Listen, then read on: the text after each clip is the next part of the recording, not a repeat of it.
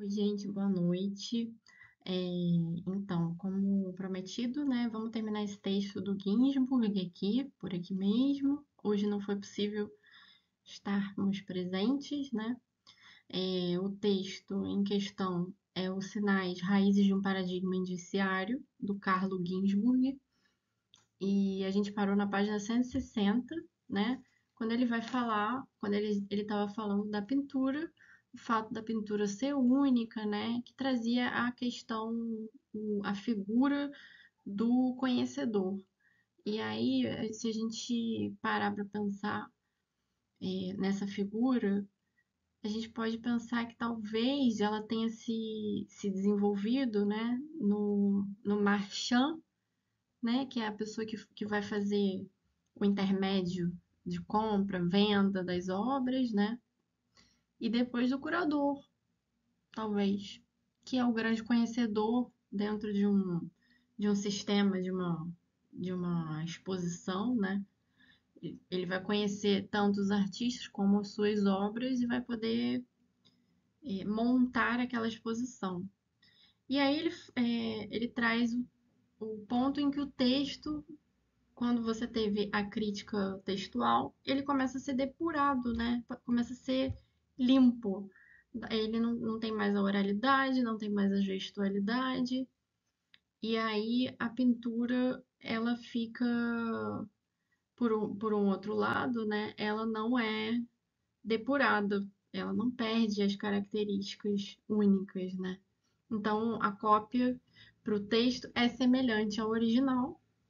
Ela independe do suporte, não importa se está num tablet, se é um exemplar super raro de uma biblioteca distante que custou milhares de euros, ou se ela é uma cópia de uma Xerox, né? O texto é o mesmo, é isso que importa. Aí eu botei até aqui a figura do palimpsesto, que é importante da gente lembrar que é o primeiro suporte da escrita, né? Quer dizer, o primeiro suporte móvel, porque se a gente considerar que já existia um tipo de escrita nas pedras, né? Mas assim, o embrião do livro, né? Era o pergaminho primeiro, depois vira o papiro, né? Que é feito de pele de vaca, de boi, de cordeiro. E aí você podia apagar e escrever em cima, porque o que importava era o que estava escrito, né? E eu só botei para ilustrar essa imagem. E a cópia da pintura, a gente não pode dizer a mesma coisa. Não tem como, né?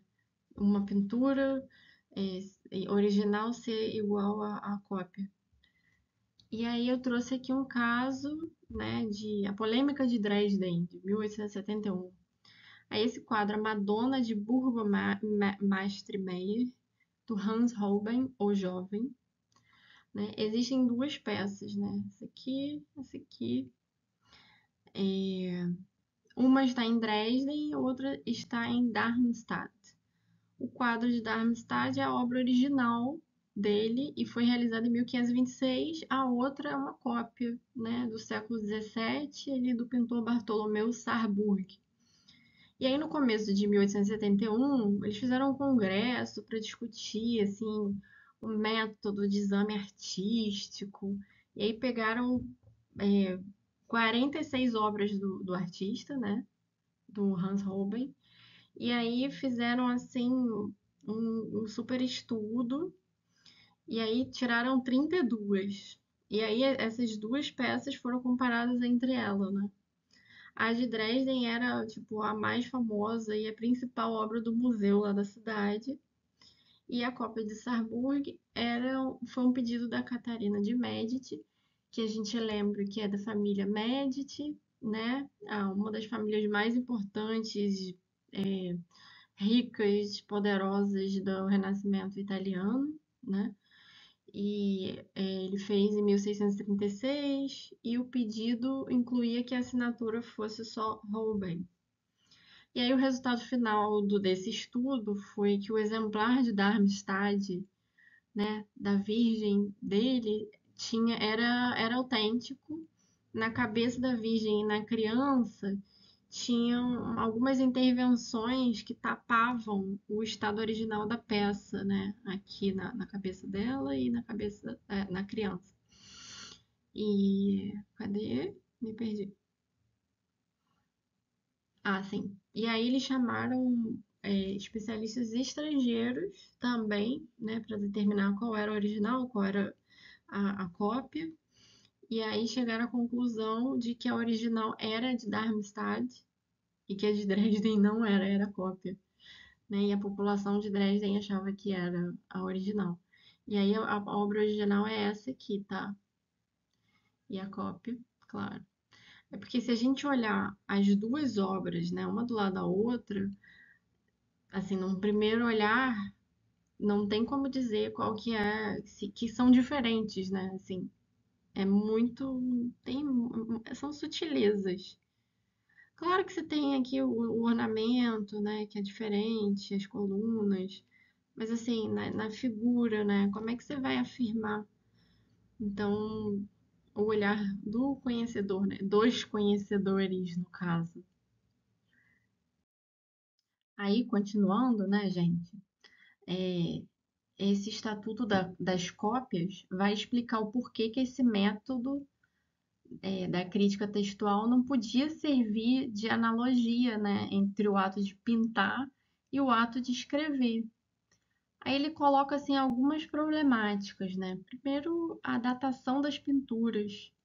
O Ginsburg fala que para você adquirir uma prática, né, da variedade da pintura, você precisa ter um tempo para você aprender cognitivamente, né, aquele tipo de pintura. E, claro, a propriedade própria, individual, né, de cada artista. E aí a gente tem um nexo analógico entre a pintura e a escrita, vai do ponto macroscópico para o microscópico, né, do traço individual. Aí eu botei, até que eu vou ler um trecho, né, da página 161, que vocês estão vendo aí. É assim: vê-se aquela desenvoltura do mestre, e em particular naquelas partes que necessariamente fazem-se com resolução, de modo que não podem passar bem com a imitação, como são em particular os cabelos, a barba, os olhos. Que o anelar dos cabelos, quando se deve imitar, faz-se com muito custo, que depois na cópia aparece, e se o copiador não quer imitá-lo, então não tem a perfeição do mestre. E essas partes na pintura são como os traços e os volteios na escrita, que precisam daquela desenvoltura e resolução de mestre. Isso deve-se ainda observar em alguns sopros e golpes de luz de espaço em espaço, que pelo mestre são postos de uma vez e com a resolução de uma pincelada inimitável. Assim, nas dobras dos tecidos em sua luz, os quais dependem mais da fantasia e resolução do mestre do que, na verdade, da coisa criada. Então, ele está ressaltando o quê, né? O caráter individual da obra, nada mais do que isso, né? E aí eu trouxe aqui essa imagem, que é uma das imagens do livro do Morelli. Lembra que a gente estava falando do método Morelli, que ele fazia toda a catalogação dos artistas? E esse aqui é um exemplo, né? É do livro dele.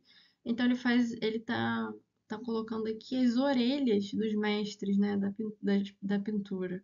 A orelha aqui do Botticelli, essa é do Bonifazio, esse é do Bellini, do Mantegna, do Bramantino, Signorelli, Filippino e do Fra Filippo, né? É bem legal, assim, interessante essa a título de arte, né?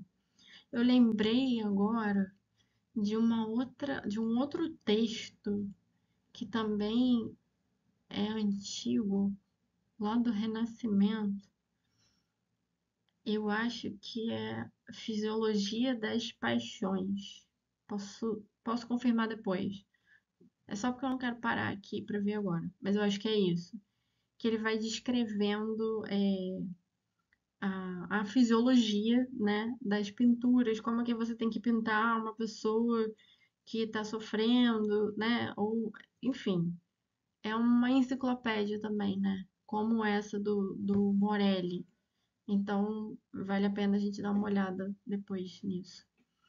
E aí, assim, ele ressalta que a analogia, então, né, do texto com a pintura, ele fica muito mais nos termos técnicos, né? Desenvoltura, traços, volteios, né? Tanto na escrita como na pintura, né? Que você tem os dois você está usando a mão, né? Claro. Então, ele fala que o estudo da escrita desses caracteres, né, tá muito mais na mão do mestre e que a gente precisa atentar para a rapidez e como é feita essa representação, né, a representação do real. E aí, quanto mais forem pertinentes os traços individuais, obviamente você vai ter um menor rigor científico, né? Porque cada traço é característico de uma mão, né?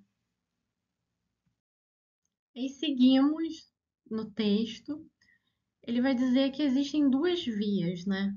Ou você vai sacrificar o elemento individual em prol de uma generalização, ou você vai procurar elaborar um paradigma diferente, né? Um conhecimento científico, mas que aborde casos individuais. E aí, logicamente, a primeira via é a percorrida pela ciência natural, e as ciências humanas, só depois de muito tempo, também vão percorrer essa via, né?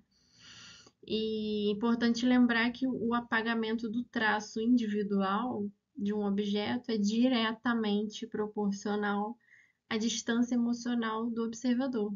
Ou seja, quanto mais distante eu estiver do meu objeto, né, mais eu vou apagar os traços individuais que ele tem. Se eu estiver muito mais perto, né, mais aderida, eu vou conseguir observar mais as particularidades, né? É isso que ele está falando. E ele fala que o conhecimento é individualizante, desculpa, o conhecimento individualizante, ele é antropocêntrico e ele é etnocêntrico também, entre outros termos, né? Antropocêntrico por quê? Porque particularidades, né, do homem. E etnocêntrico porque geralmente é o estudo de um outro, né? Dificilmente se faz um estudo de si, cientificamente falando. E aí ele vai dar o exemplo do bezerro de duas cabeças, que eu vou ler aqui pra gente, na página 164. Ele fala assim, ó. Em abril, aí, em abril de 1625, nasceu nas cercanias de Roma um bezerro com duas cabeças. Os naturalistas ligados à Academia de Lincei interessaram-se pelo caso. Nos jardins vaticanos de Belvedere encontravam-se em discussão Giovanni Faber, secretário da Academia, Ciampoli, ambos, como se disse, muito ligados a Galilei, Mancini, lembra, gente, do Mancini, o médico, o cardeal Agostino Védio e o Papa Urbano VIII. A primeira pergunta a ser colocada foi a seguinte: o bezerro bicéfalo deve ser considerado um animal único ou duplo? Aliás, essa pergunta pertinente até hoje, né? Quando a gente tem os casos dos siameses. Para os médicos, o elemento que distingue o indivíduo é o cérebro. Para os seguidores de Aristóteles, é o coração. Nessa descrição de Faber, percebe-se o eco presumível da intervenção do Mancini, o único médico presente na discussão. Portanto, apesar dos seus interesses astrológicos, ele analisava as características específicas do parto monstruoso, não com o fim de tirar auspícios, mas para chegar a uma definição mais precisa do indivíduo normal. E aí, num certo sentido, o que que o Ginsburg está querendo trazer com isso, né? Querendo dizer que o Mancini, o personagem do Mancini, né?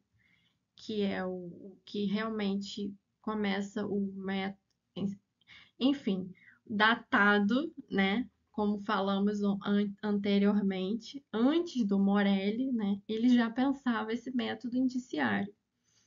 E aí ele está querendo colocar aqui o Mancini, que ele tanto expressava a união do paradigma divinatório, né? Aquele Mancini conhecedor que diagnostica, quanto o do paradigma generalizante do médico que é anatomista, naturalista, científico, né? Mais ligado a Galileu. E aí, a gente lembra que a gente vivia muito durante muito tempo, né? Sob o paradigma galileano, como falamos na aula passada. Vocês lembram, né? Todo mundo lembra, né? E houve tentativas de introduzir o método matemático também nos estudos dos fatos humanos, né? Nas ciências humanas. Mas elas permaneceram ancoradas o quê? No caráter qualitativo e não na quantificação, né, da matemática. Aí ele coloca que não sem o mal-estar, sobretudo no caso da medicina. Aí tem um tratado que ele coloca do Cabanes, do final do século XVIII, que chama A Certeza da Medicina, que ele vai falar justamente da falta de rigor que existe nessa incerteza da medicina, mas que, porém, a sua cientificidade ela é sui generis. O que é sui generis, gente? Quem sabe? Né? Sui generis é única, particular, singular. E aí ele vai falar assim que por que ele está trazendo a medicina, né, aqui novamente? Porque não basta você catalogar as doenças. Para cada indivíduo a doença assume características diferentes. E aí o conhecimento das doenças também permanece indireto. Por quê? Porque você tem o corpo, né? O corpo vivo, ele é inatingível. Você não tem como abrir ele vivo para você poder ver o que a doença está fazendo no corpo. Você pode seccionar o cadáver, mas como ele já está corrompido, né? Aí você não chega às características do indivíduo vivo. Então, essa discussão, né, toda dessa incerteza da medicina, ela gera uma indicação dos nós epistemológicos futuros das ciências humanas. E a gente lembra aqui que é epistemologia, né, que é relacionado com os conhecimentos, né? Em todo caso, ele vai dizer que a maioria das formas do saber são mais ricas do que qualquer codificação escrita, porque você não, nas diferentes formas de saber, você não tem só o livro, você tem voz, você tem gesto, você tem olhares, observações, que nem sempre são traduzíveis verbalmente, né? Mas todas nascem da experiência, né? Ele coloca a experiência da concretude da experiência, ou seja, uma experiência que precisa acontecer. Talvez só no caso da medicina tenha havido esse enriquecimento a partir da codificação escrita indiciária, né?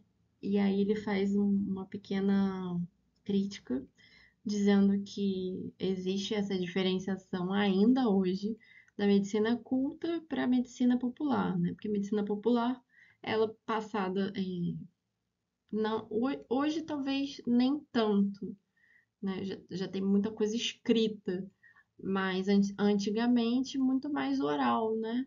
Ah, minha avó me ensinou que se botar essa plantinha assim, nananã, vai dar certo para dor de cabeça, né? Vai botar a planta aqui, em plastro, por exemplo. Tô dando um exemplo aqui que vem na cabeça. E a medicina culta seria aquela que você estuda num livro, né? Aquela coisa sistematizada, lá pontuada. Então tem esse é o sintoma, esse é o tratamento, esse é o diagnóstico, esse é o tratamento, e isso aqui é o resultado esperado, né? Aquela coisa. Então ele dá uma alfinetadinha dizendo que, né, tem essa diferença de culta e popular.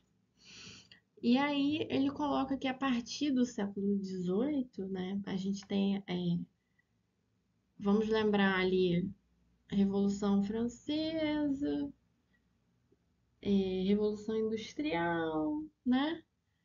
Aí você tem uma ofensiva cultural burguesa, porque a burguesia cresce, a cidade grande começa a se formar, se estabelecer como grande centro, né?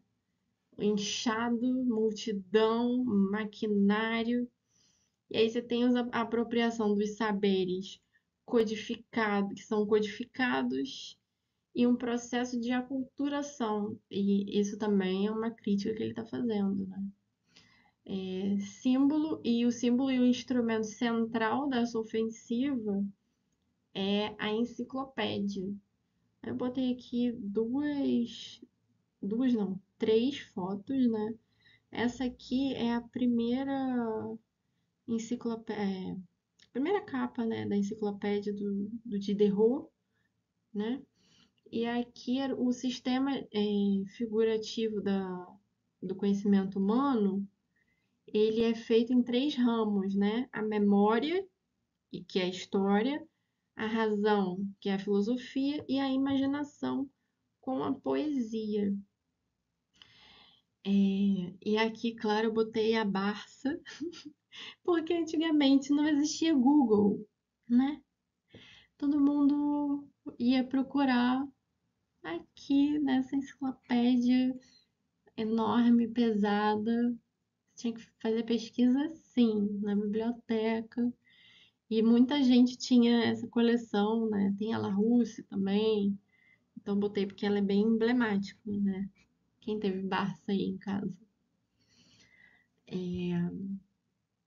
E claro que o Diderot, né, representando ali os ideais iluministas, da valorização do racionalismo, da valorização da atividade científica, da crítica ao clero, né, a fé cega, né, em prol de um Estado absoluto que está se constituindo ali com a ajuda dessa burguesia.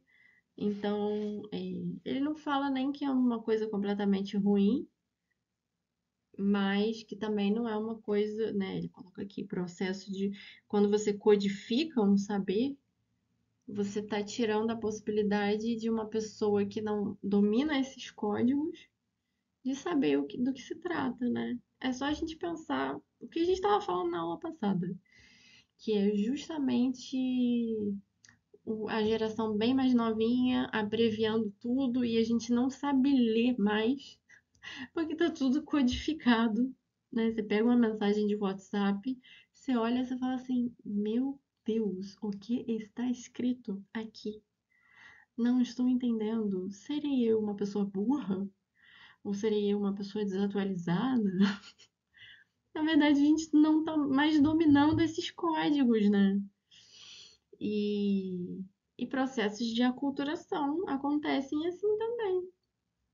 Então, ele marca esses pontos. Por isso que ele é um cara muito ponderado também nas coisas que ele fala.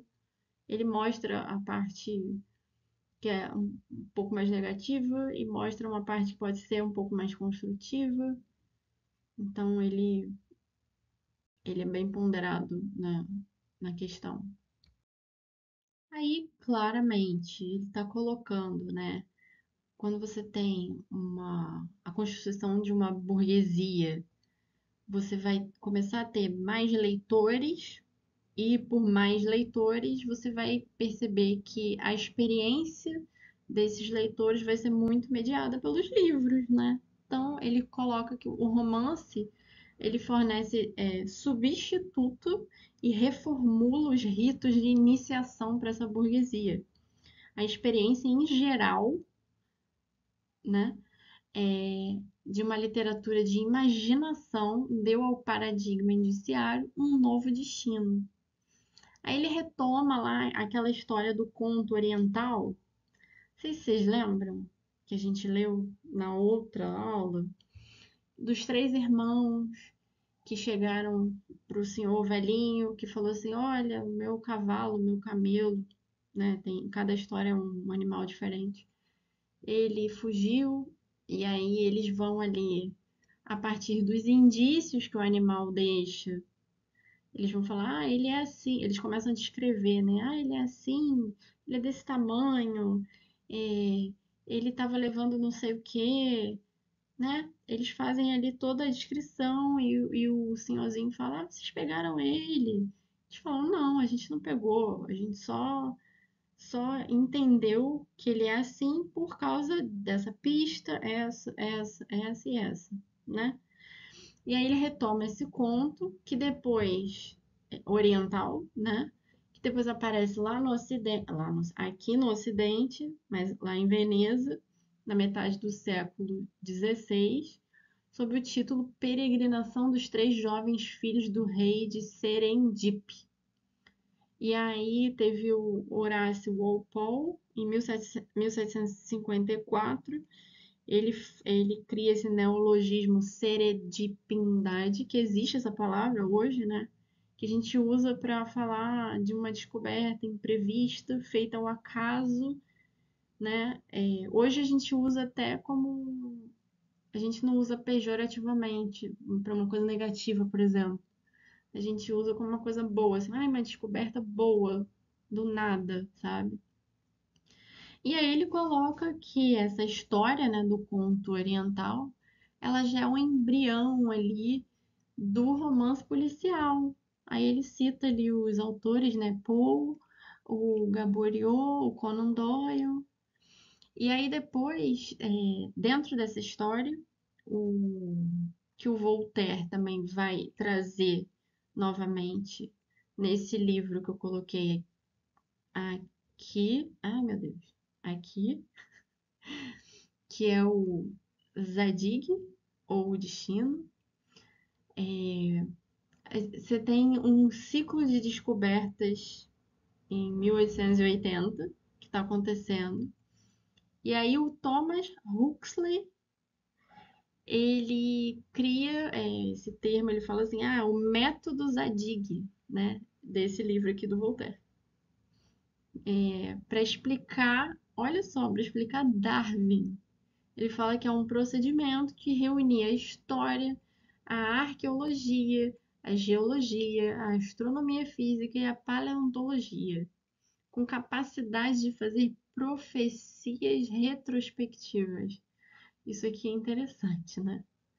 Porque são duas palavras contrárias, né? Profecia, futuro, retrospectiva, passado. Então, mas que na verdade ele está falando também sobre o método indiciário, né?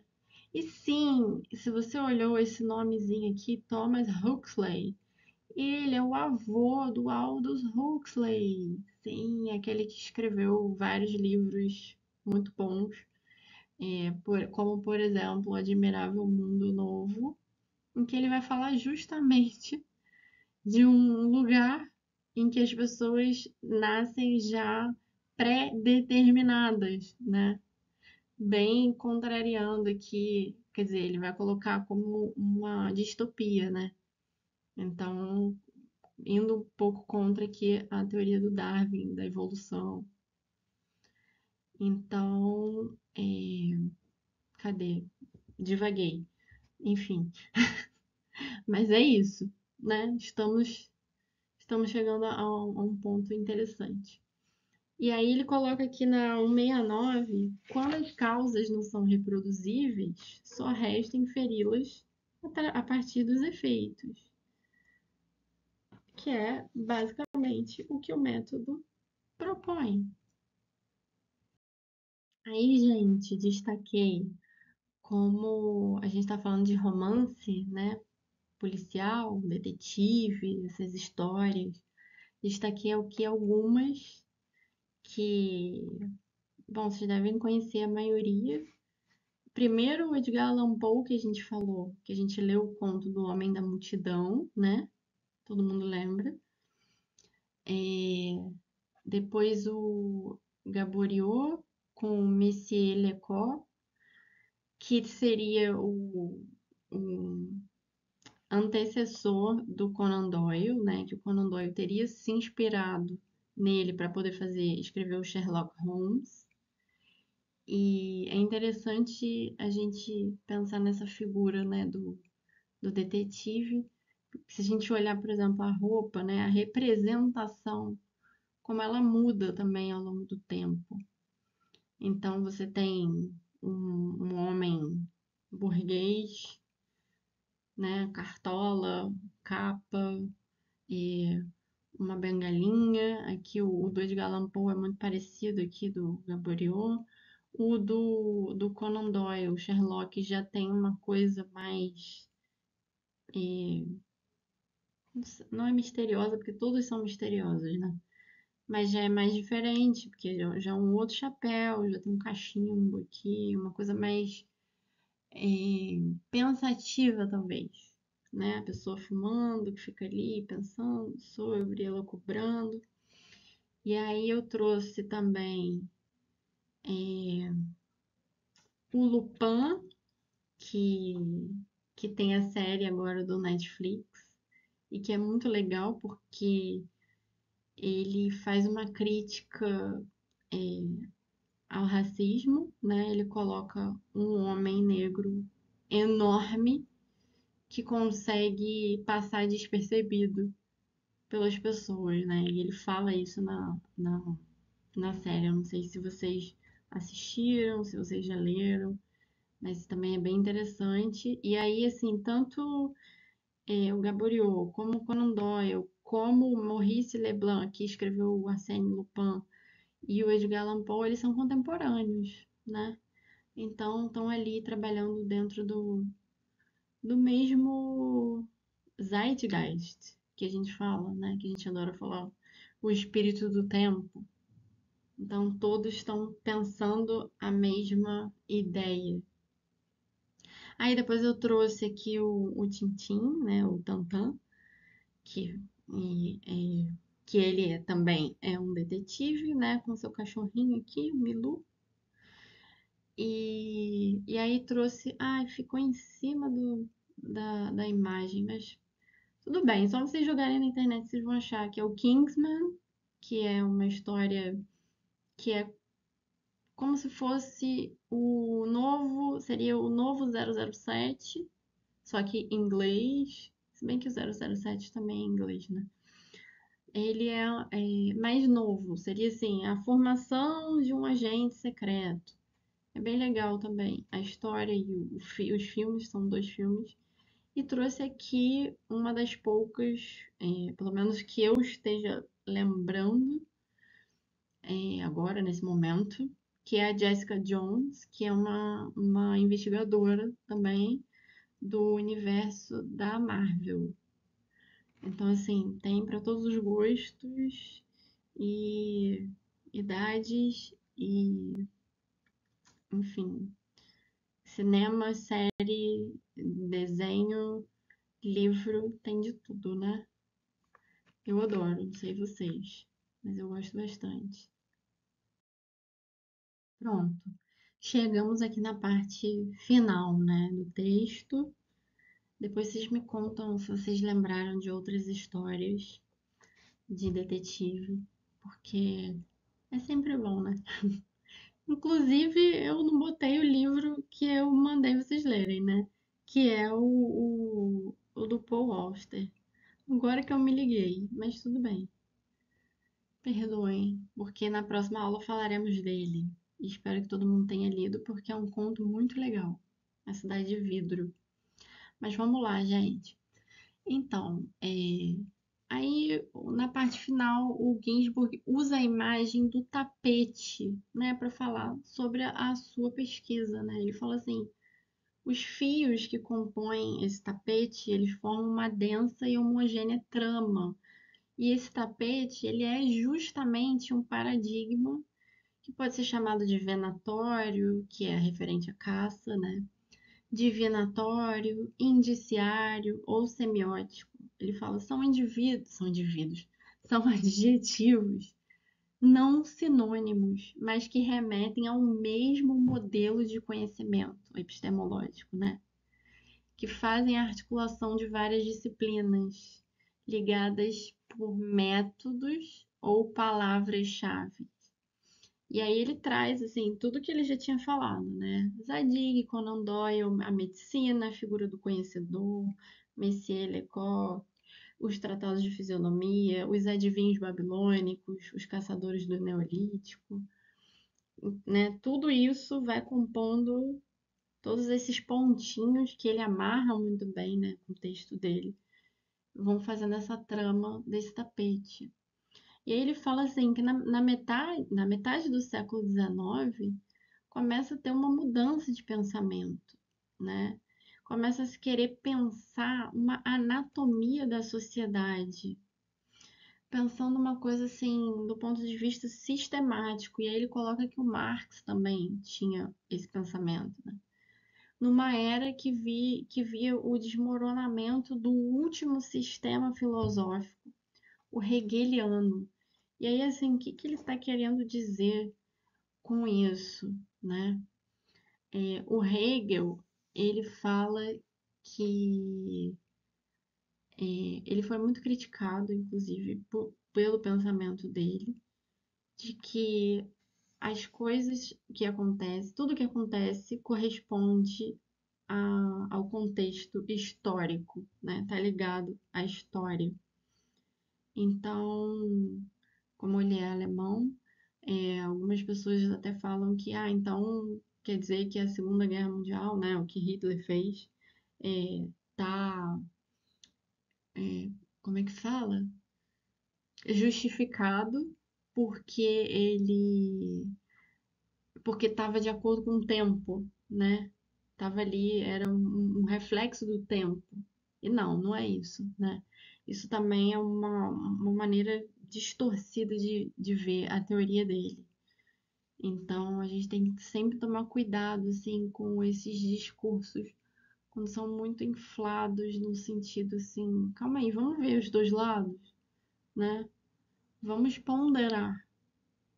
E, claro, é importante se posicionar, lógico, né? Ter uma opinião, mas é aquilo que a gente estava falando. Você não precisa ouvir e ter uma opinião instantânea, né? A gente precisa sempre pesquisar para poder falar com mais segurança e sem pagar mico, né? E aí, assim, ele também fala sobre a morte da arte, né? Porque para ele a arte era uma manifestação do espírito absoluto do tempo. E aí, quando ele está vivendo no período do romantismo, e aí os românticos, eles começam a se voltar o quê? Para o individual, né? Para aquela coisa mais para dentro. E aí ele começa a olhar e falar assim, isso não está refletindo, né? O avanço da cultura, a arte não está adequada para ele. Então, ele declara que a arte, a morte da arte, né? mas também como Hans Belting, como Danto. É só um sentido de arte. Mas aqui o que, que ele está colocando é sobre o Hegel, né? É muito nesse sentido de pensar que não existe uma correspondência direta com o, a história vivida, né? Se estamos falando de um paradigma indiciário, estamos falando de um passado no presente, né? Estou olhando para pistas de pegadas de quem passou por lá. E aí ele está falando do paradigma indiciário da semiótica, porque semiótica são os signos, né? E eles não precisam ter necessariamente uma relação entre eles de história, apesar de geralmente ter. E aí ele volta na tríade do Morelli, do Freud e do Conan Doyle, né? E ele fala assim, até então o paradigma indiciário ele é visto no sentido lato, ou seja, né, amplo. Aí ele fala que existe uma necessidade de você fazer uma distinção entre a natureza e a cultura, que é uma distinção, inclusive, que o Freud faz, né? Ele coloca a natureza como uma ordenação própria, livre, né? E a cultura como é, a dominação dos instintos, né? E também uma certa ordenação entre os indivíduos que convivem, né? Naquela determinada sociedade. E aí ele fala que, então, tem essa observação dos signos involuntários da individualidade do artista, né? Por exemplo, o Morelli lá falando como é que o Botticelli faz a orelha dele. E aí ele repara nessa tendência que é mais nítida de controle qualitativo e minucioso, que vai na noção de individualidade da pessoa no traço mínimo e involuntário. E aí ele fala, né? Cada sociedade tem uma maneira de distinguir os seus componentes, né? Isso vai depender do tempo e do lugar que você tá. Usualmente a gente faz isso pelo nome e também pela assinatura. E aí ele coloca que até pelo menos o século XVIII se acreditava ali que ninguém ia conseguir imitar aquela assinatura, porque ela é de uma minúcia, né, que só aquele indivíduo consegue fazer a própria assinatura. E também você excluir os analfabetos, né? Mas é óbvio que sempre se pôde falsificar assinaturas, né? E é engraçado porque hoje ainda persiste esse uso da assinatura, né? Quantos lugares que a gente vai que as pessoas falam assim, não, a gente precisa da sua assinatura.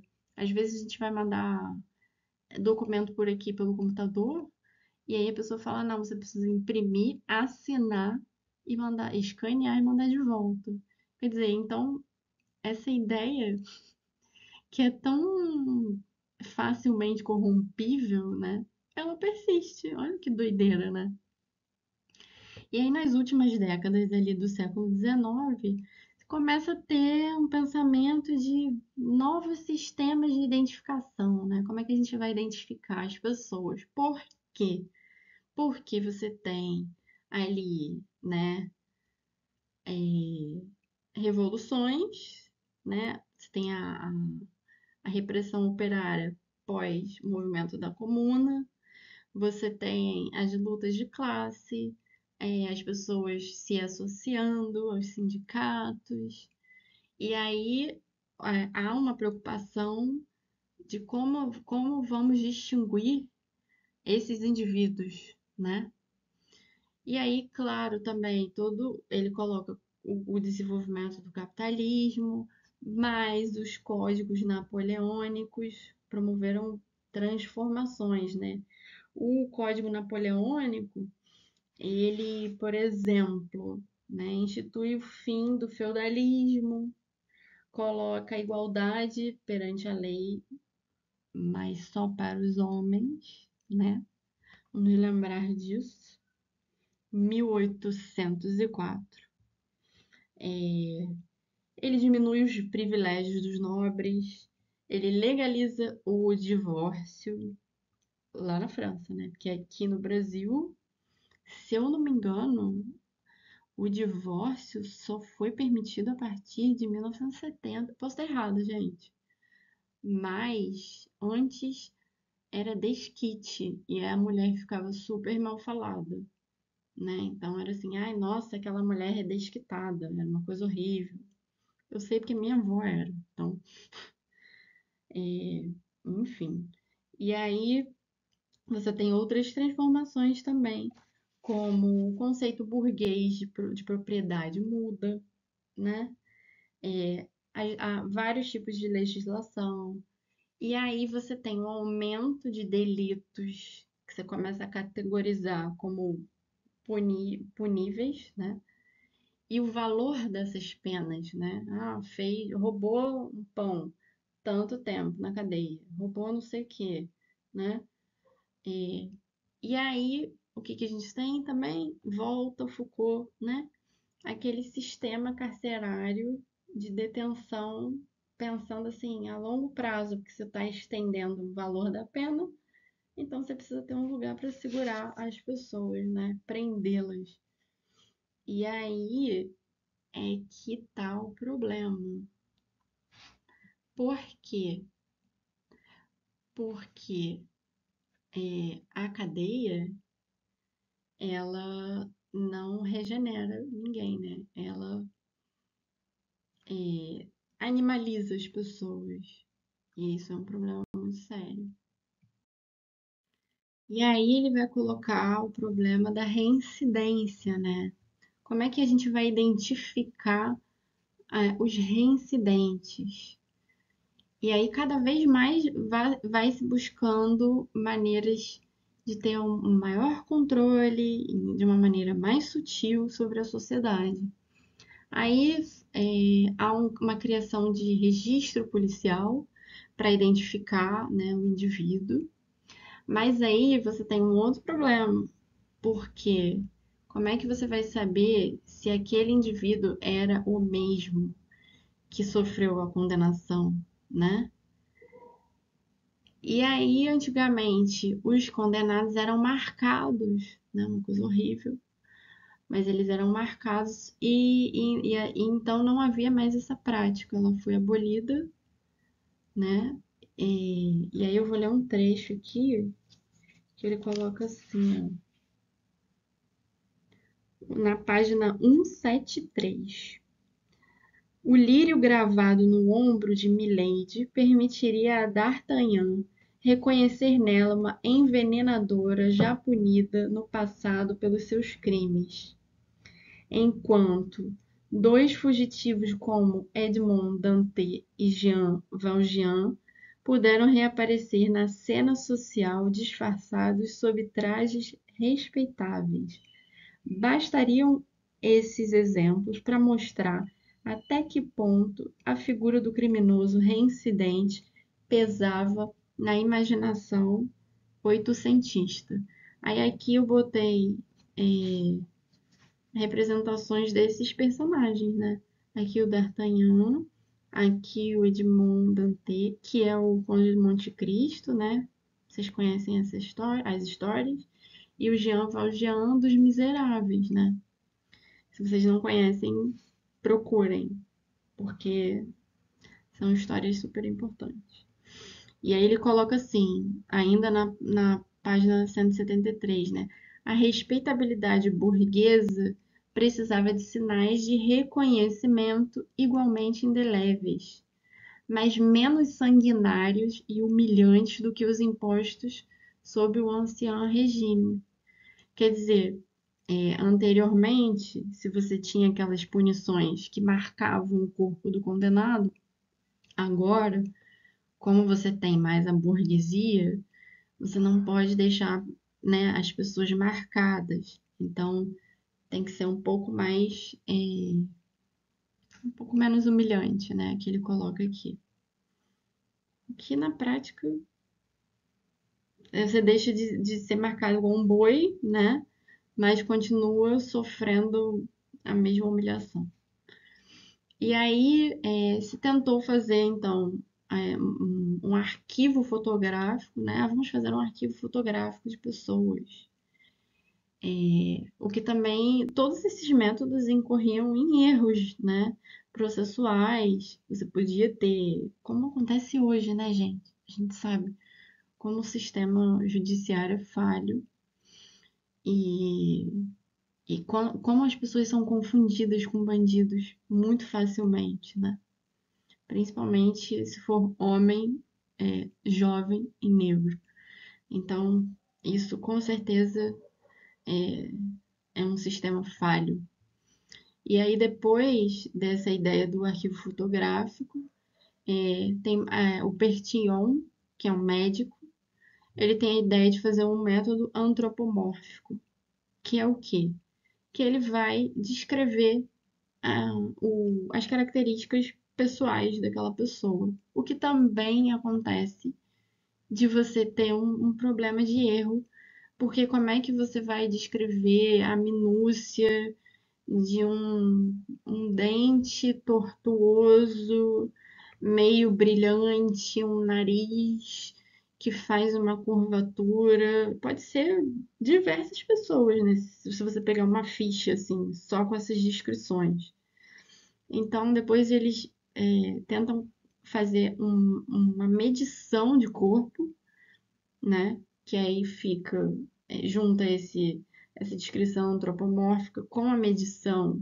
Ah, então a pessoa tem, mede tanto de braço, tanto de cabeça, tanto de nariz, tanto, que também é horroroso, né? Que também é racista, sabemos disso.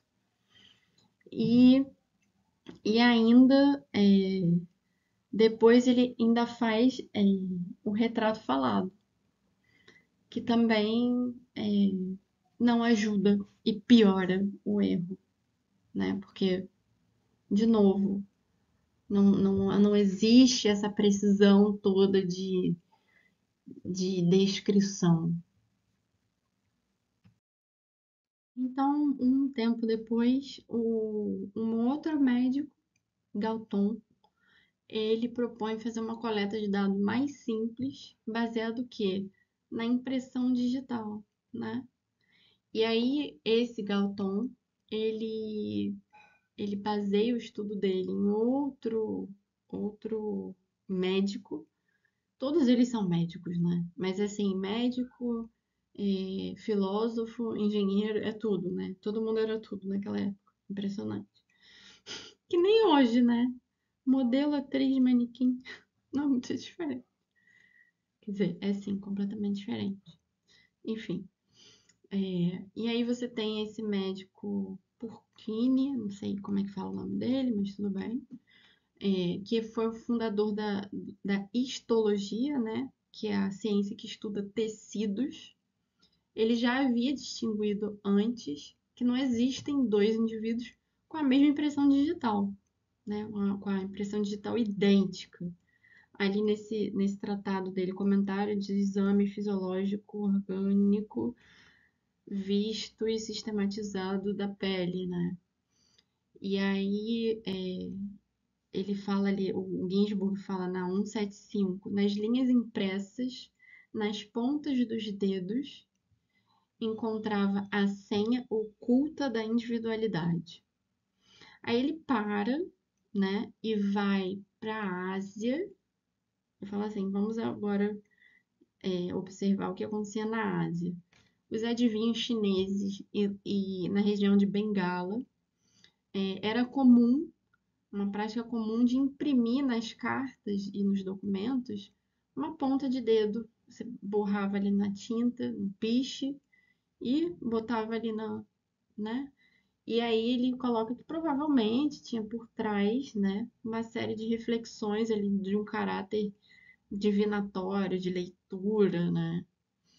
Eu não tinha pensado nisso, mas da mesma maneira que se lê a borra do café, né? Pode ser que. Bom, a gente tem a quiromancia, né? Que é a leitura da mão, então por que não poderia haver a leitura da digital também? Super possível, né? E aí, outro médico, em 1860, William Herschel, administrador-chefe do distrito de Hawley, em Bengala, que era uma colônia britânica, observou esse costume, né? Avaliou, falou assim: pô, isso aqui é super útil, né? Como é que eu vou usar isso aqui? Isso aqui pode ser. Isso aqui é bom para identificar os nativos, né? Então ele pega esse instrumento de identificação para fazer um controle desses nativos nas colônias, porque aos olhos do europeu eles eram todos iguais, analfabetos, astutos, tidos como mentirosos, né? Então, para ele, ele olhou e falou assim: Nossa, isso aqui é perfeito para controlar esse povo, né? E aí o Ginsburg não fala diretamente, mas a gente consegue entender que o Galton, ao prestar homenagem, né, ao Burkini e ao Herschel, tentando ainda distinguir peculiaridades raciais na impressão digital, ele aplicava uma metodologia racista, né? Ele usava a impressão digital como um cunho racista, né? Sob um discurso de que o indivíduo possuía agora, então, uma identidade, uma individualidade preservada, que era só dele, né? Ninguém vai tirar.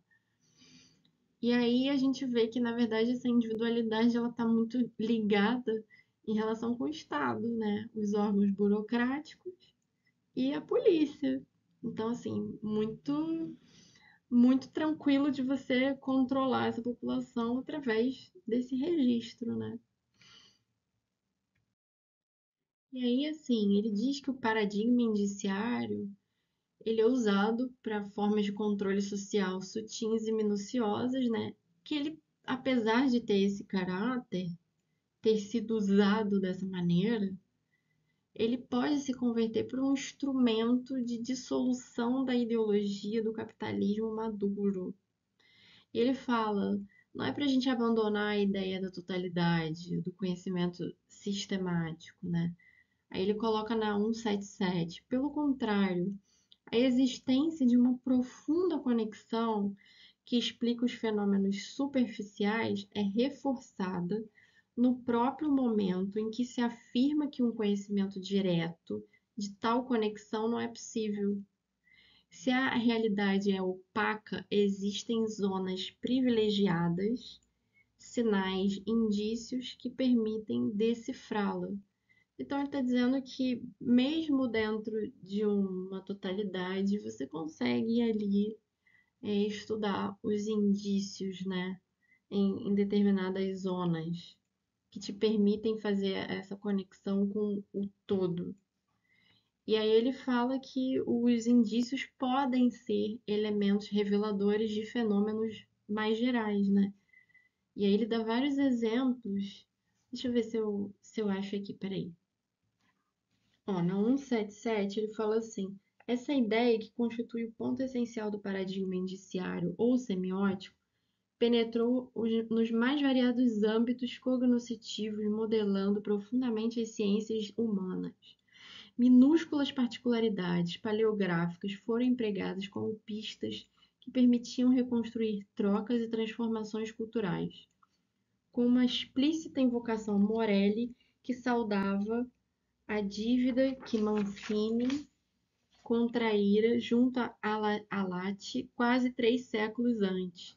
A representação das roupas esvoaçantes nos pintores florentinos do século XV, os neologismos de Rabelais, a cura dos doentes de escrófula pelos reis da França e da Inglaterra, são apenas alguns entre os exemplos sobre o modo como, esporadicamente, alguns indícios mínimos eram assumidos como elementos reveladores do fenômeno mais geral. A visão de um mundo, né? Cadê? Me perdi. A visão de um mundo, de uma classe social, de um escritor ou de toda uma sociedade. Assim como no exemplo da psicanálise, né? Que ele fala que a partir de um indício ali, que está ali dentro do seu inconsciente, você consegue aprender um problema muito maior, né?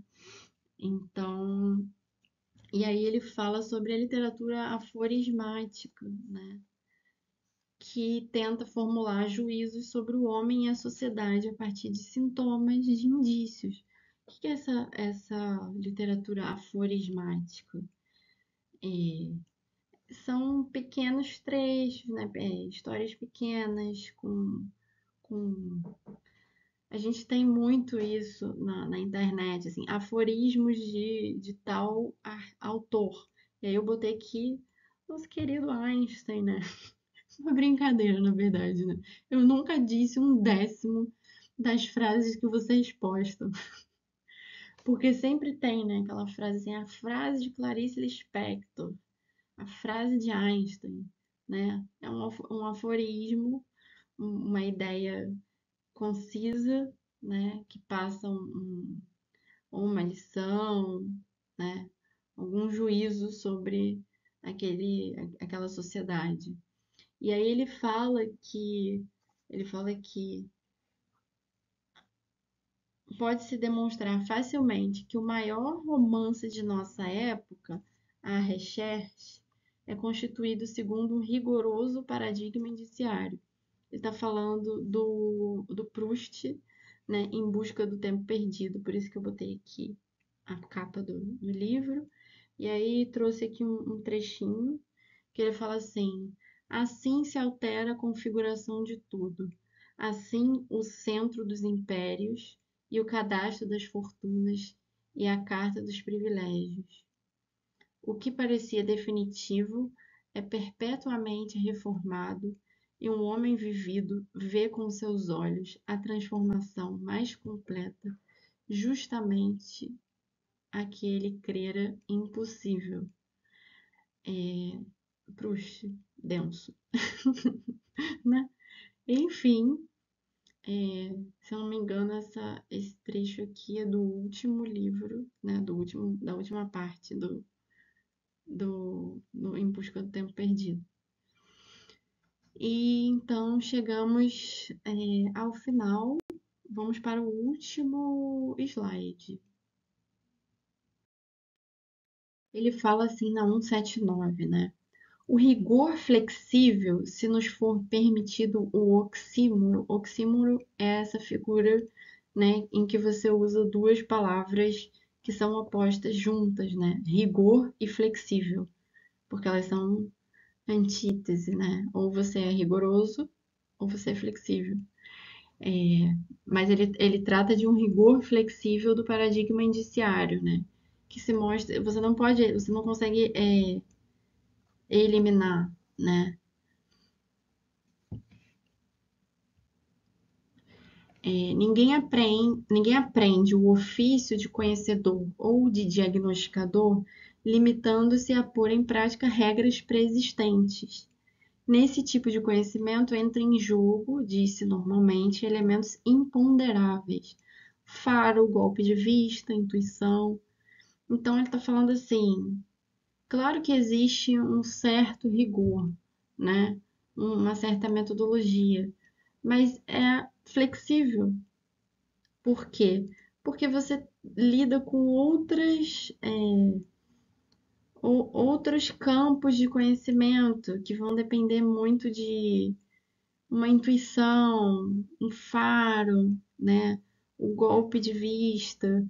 Quer dizer, a gente vê aquela imagem do detetive que anda com a lupa, né? Que vai descobrindo ali na minúcia. A própria palavra seredipindade, que a gente falou ali atrás, que é descobrir ao acaso, né? Então, e aí conclui, né, falando assim, essa intuição, essa que é tanto ligada ao místico, é arraigada nos sentidos, né? A gente está aqui percebendo as pistas, como também a forma de discernimento, né? A sagacidade, a inteligência, que você vai olhar, você vai aprender com os seus sentidos, mas você vai processar aqui, né, dentro. Peraí, vou juntar, né? A, B, enfim. Une estreitamente o animal o homem às outras espécies animais, né? Ele está querendo dizer que, na verdade, é, isso traz o traço da humanidade junto com a natureza, né? Como se fosse um equilíbrio. E aí eu coloquei essa imagem da teia de aranha, porque ela me remete, quando eu li esse rigor flexível, eu pensei logo na teia, porque a teia é uma coisa extremamente forte, né? A aranha consegue capturar as presas e ao mesmo tempo ela é super flexível, né? Enfim, gente, é isso. Espero que vocês tenham conseguido chegar aqui até o final. É uma outra experiência para mim, eu nunca tinha feito esse tipo de apresentação antes e espero que vocês tenham gostado, espero que tenha sido proveitoso. Se ficou alguma dúvida, alguma sugestão, se vocês lembraram de alguma coisa, referências, se falei alguma coisa que não ficou clara, por favor, estou aqui aberta para receber, né, esse. Eu ia falar feedback, olha só como é que a gente fica, né, nessa linguagem americanizada. Até esqueci a palavra. Retorno. Eu, hein? Para com isso. É isso, gente. Boa noite, né? E, e reflitam sobre o texto, tá bom? É isso, gente. Obrigada. Tchau, tchau.